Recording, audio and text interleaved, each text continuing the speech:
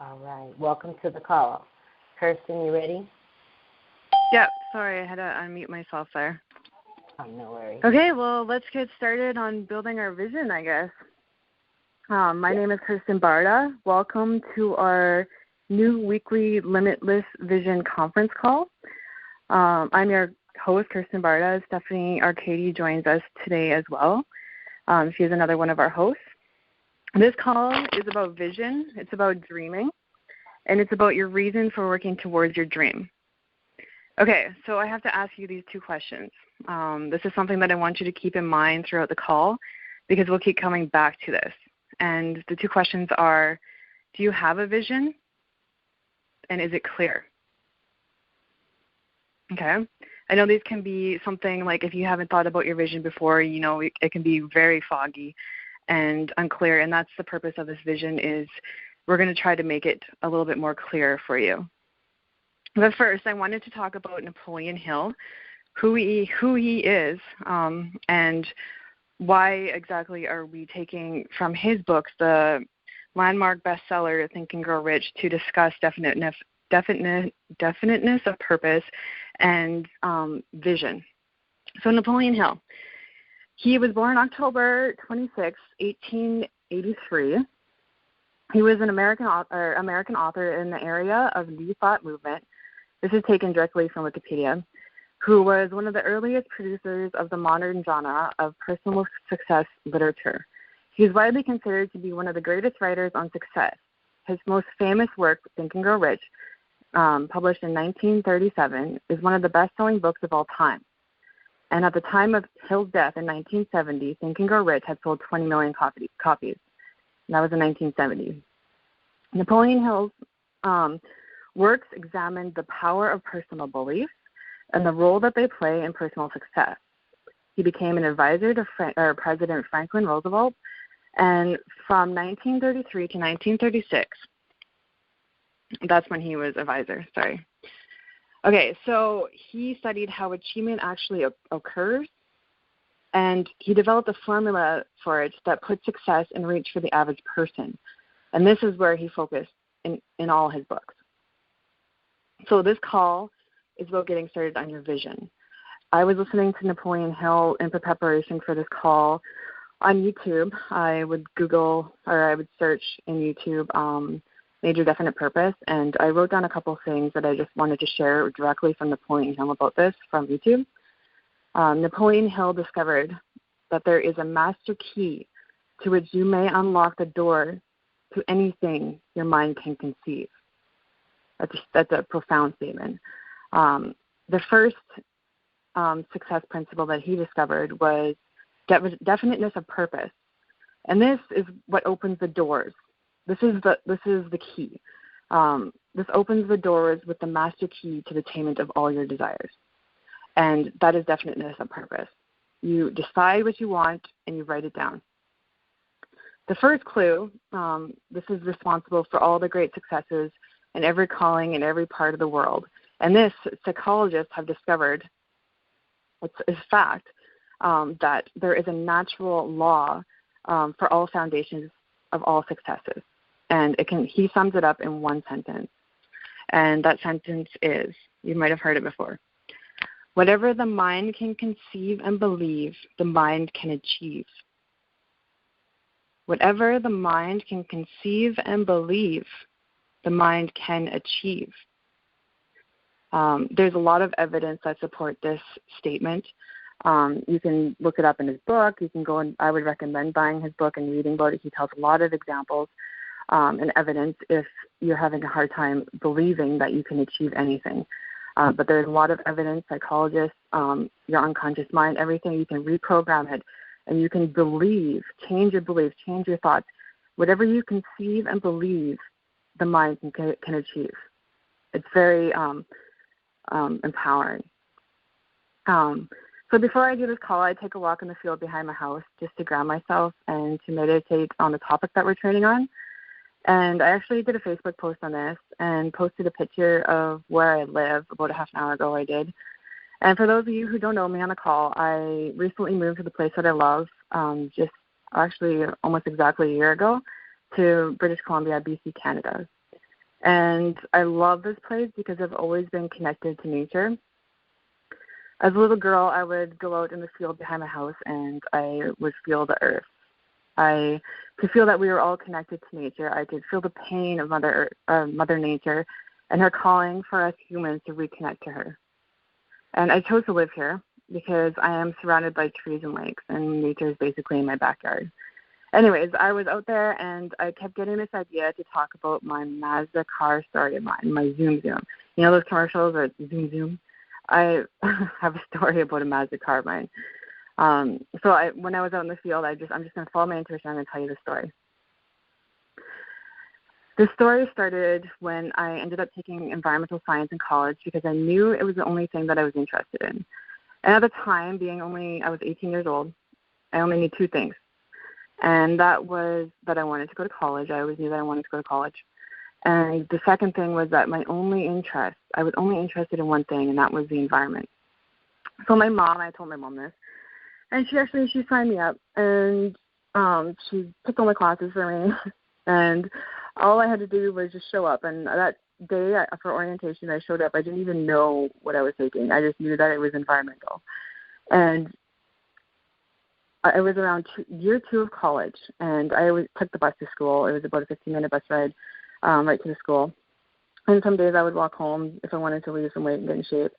But every day, either way, I would walk by this Mazda 3. And I saw it, and it was like love at first sight. And I loved it.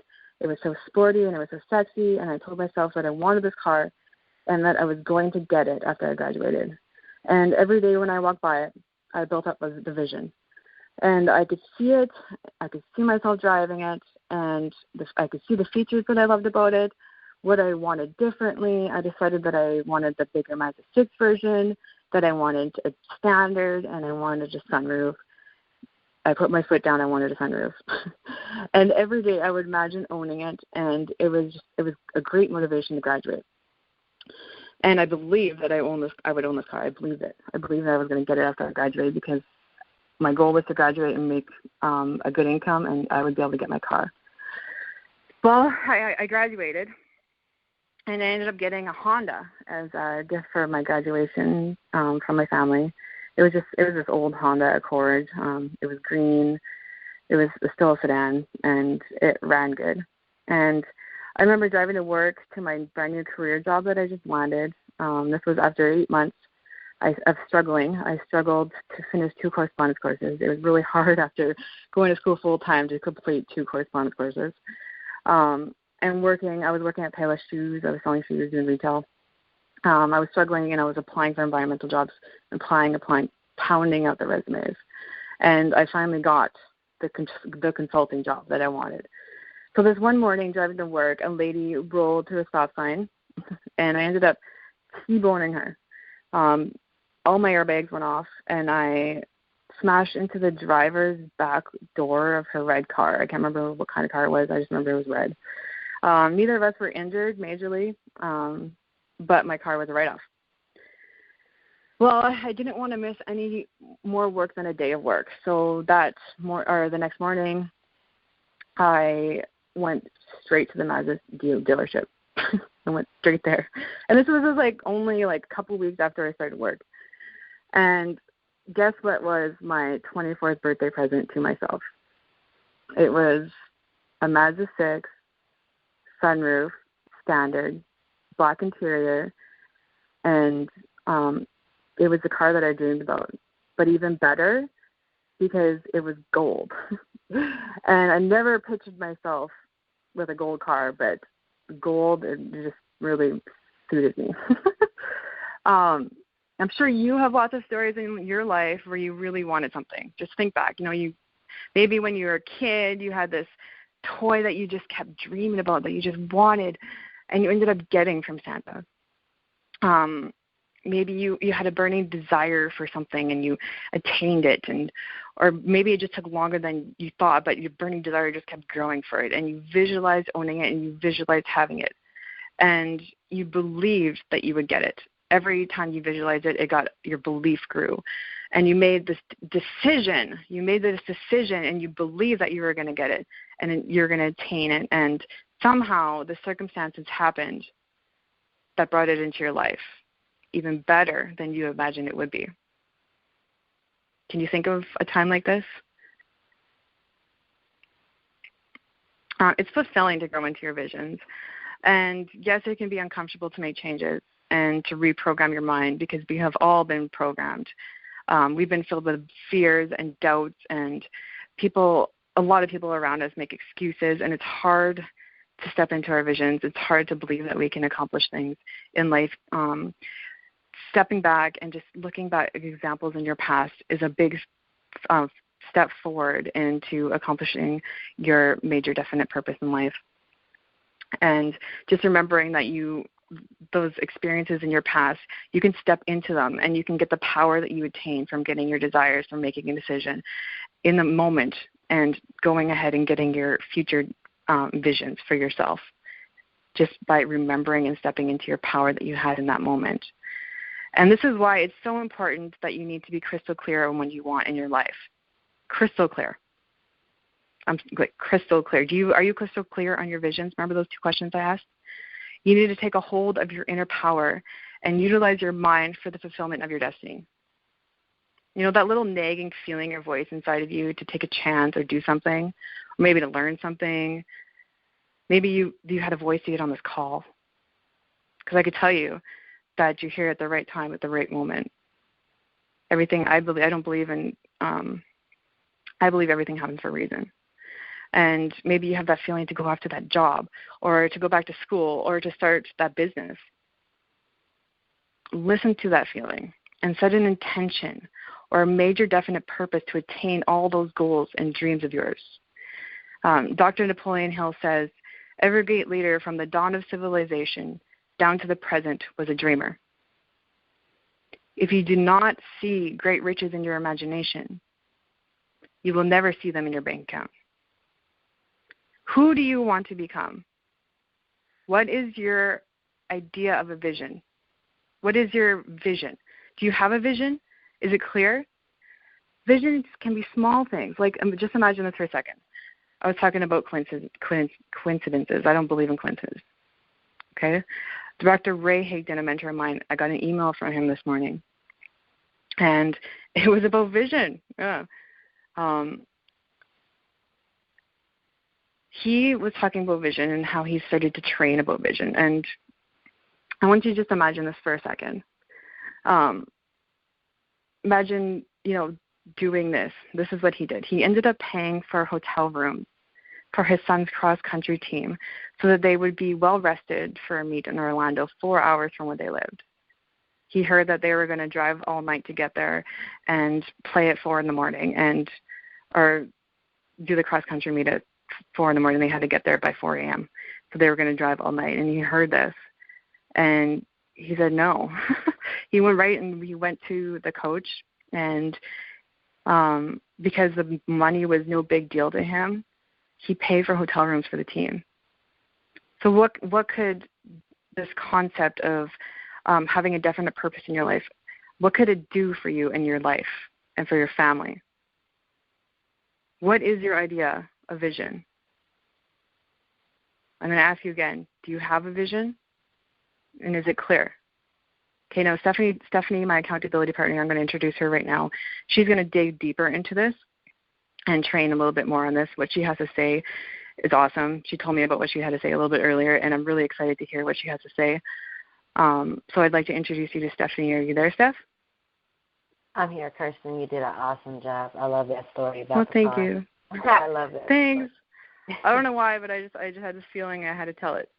So I'm glad you liked it. Yeah, I like that. Thank you. Well, thank you for that introduction. And, yes, having a vision is simple, having a vision, but making it clear is a different story. So the 2 questions that she asked, I will ask the same, and then we'll go into it. The best way to describe it is, can a child read your vision, understand it, picture it, and almost see himself or herself inside of it? Is it that clear? Because if it's not that clear, then you have some work to do. We have to know what we want. And let's just take an example. Say, well, I want to be rich. Well, that's not a good vision. Let me explain. In general, I want to be rich. What does rich mean? You know, that's too general. It has to give you, you have to tell us what that does for you. What does that give you that you don't have now? And when I was talking to Kirsten earlier about the call, you know, I thought about this and I said, you know, when we start going through these exercises with our audience and with our partners, because we consider you guys partners too, because we're all in this together. And it's like when we start going through these exercises with them and they keep digging and digging and digging and digging, when they finally get to the actual answer, it won't have anything to do with money.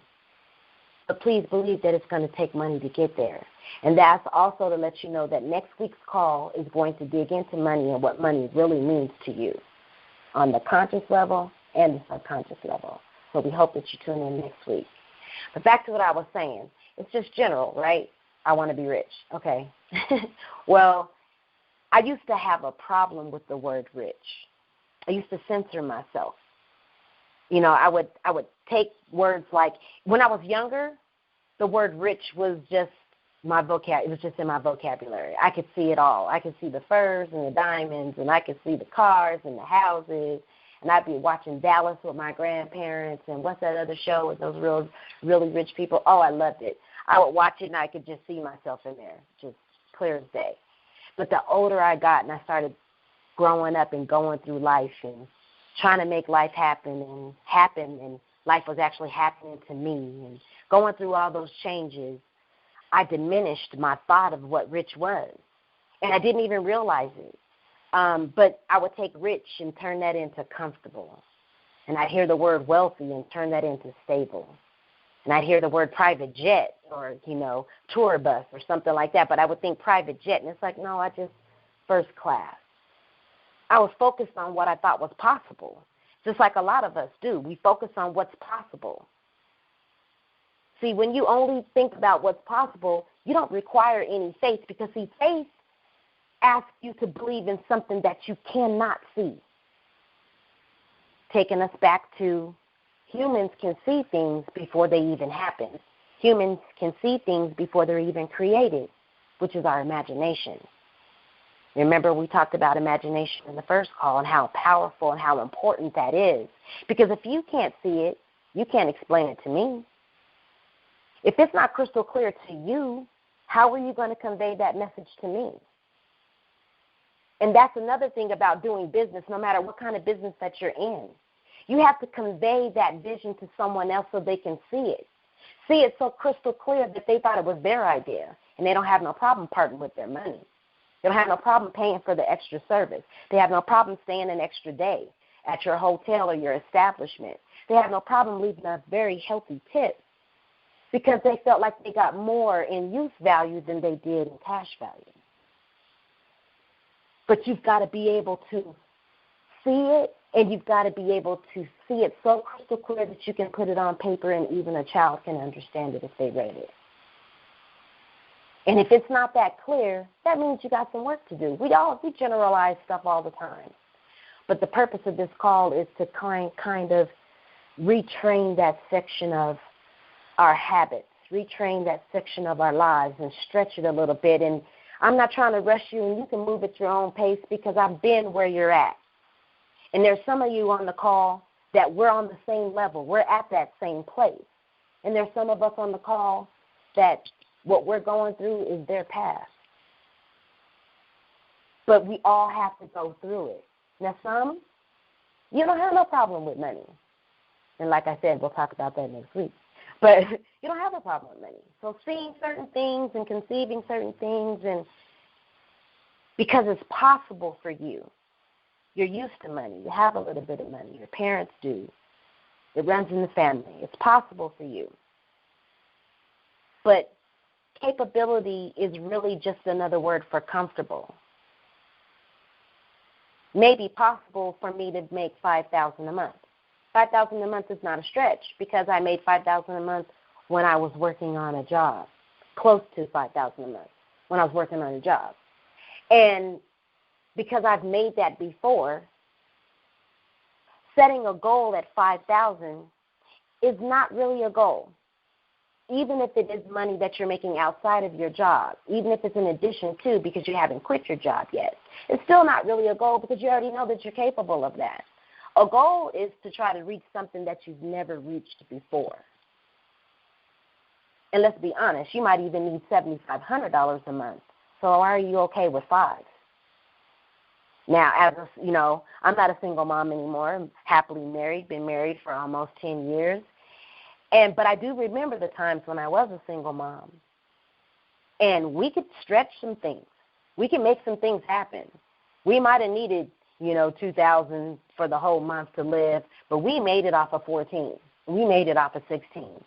We figured ways out. And that's a good that's a good quality to have, to make something out of nothing.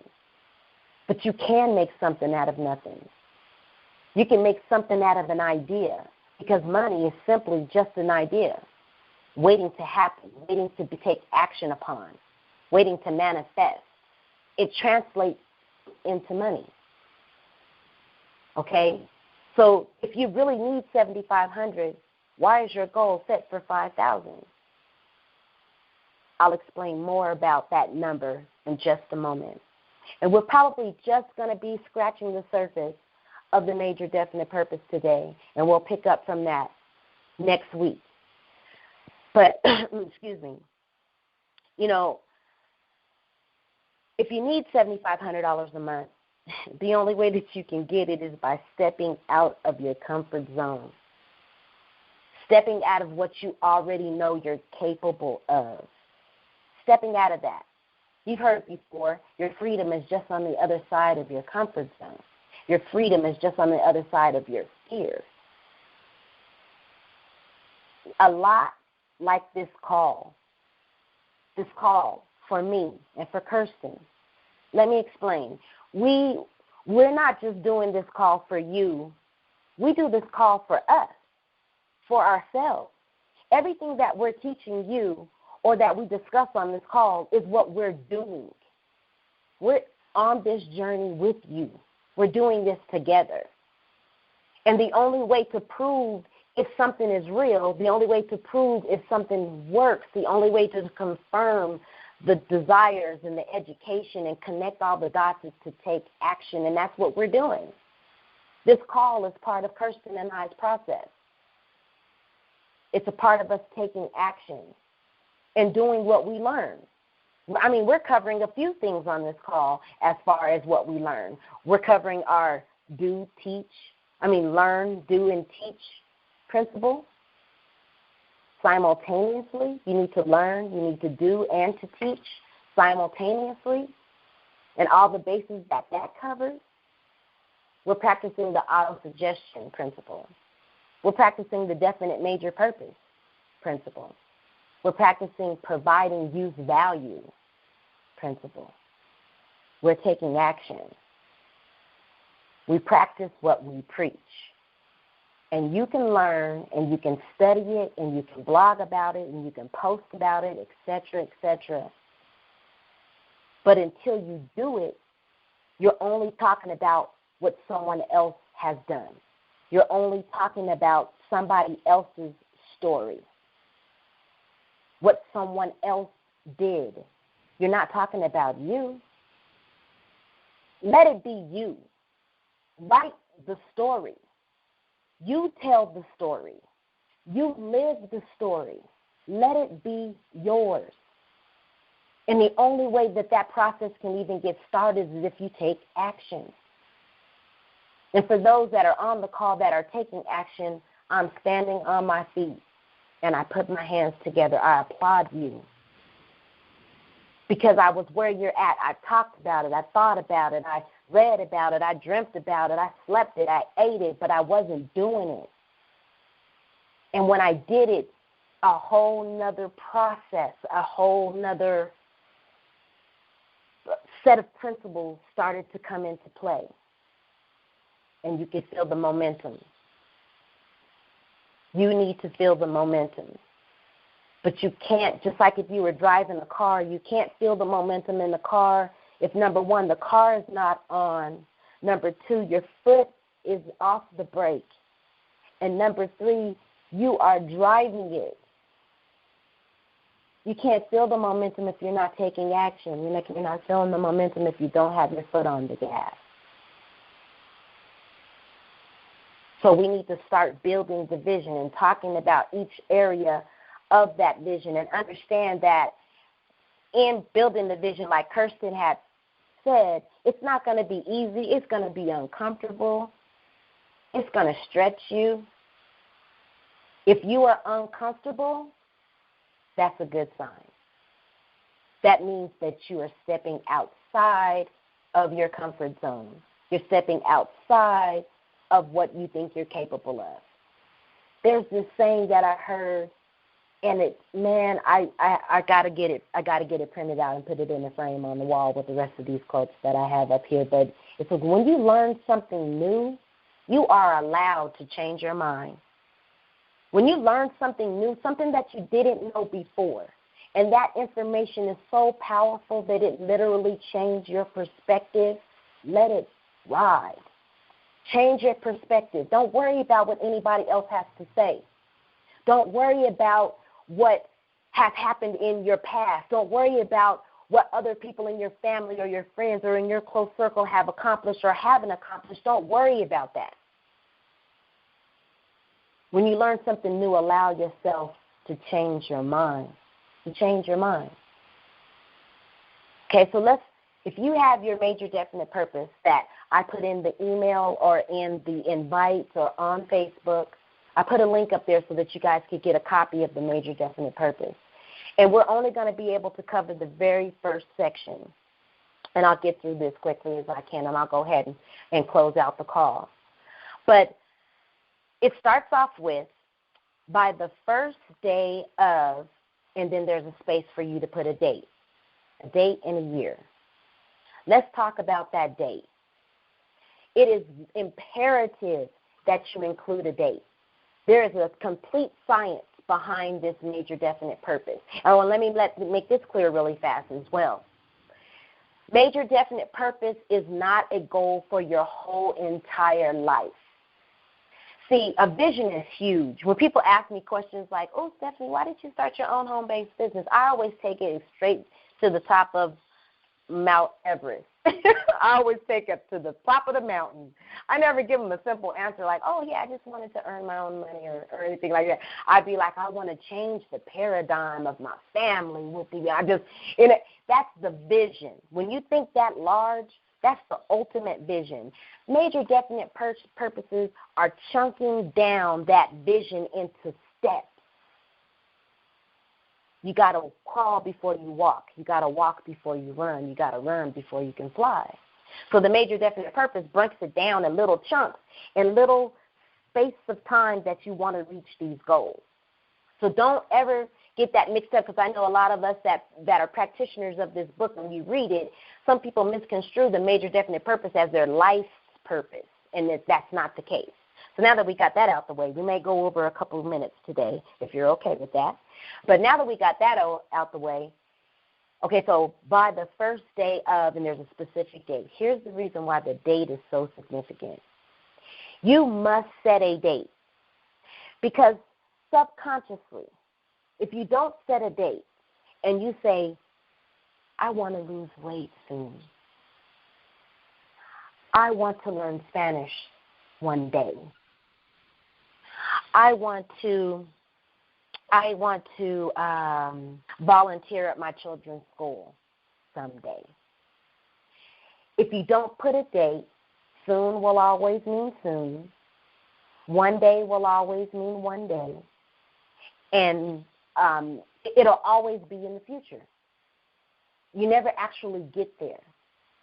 So you have to give yourself a deadline, a goal. You have to be definite in your purpose. So that date is very mandatory. And a majority of us always do it on a quarterly basis.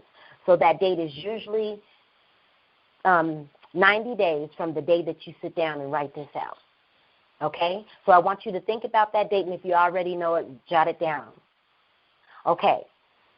Then I will have, okay, so it says on the first day of whatever date, I will have in my possession, and then this is where the monetary amount comes in.